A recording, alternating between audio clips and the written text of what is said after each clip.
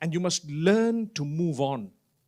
Because sometimes shaitan comes to bog you down. Like I said earlier, he doesn't want you to believe you're forgiven. So what happens? You can't move on. You don't enjoy worship. You don't enjoy reading the Quran. You don't enjoy prayer. You don't enjoy doing the right thing because you feel you're dirty or you're not clean enough or you've done things that were so bad that, you know what, I'm not even fit to be praying here. Again, that's from the devil. So don't think that. No matter what, you've got to move on. Major sins require you to seek specific forgiveness. Oh Allah, I did this. I regret it. I feel the remorse. I seek forgiveness from you and I won't do it again.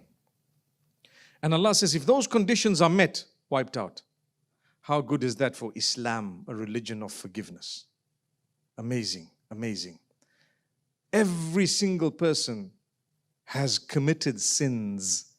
From amongst us, not one can say that I am spotless. Right? Every one of us, we've done things. Different levels, I agree. Different levels. But don't for a moment think that you're too far from the mercy of Allah. Because anything you ever want, you're going to have to make peace with Allah.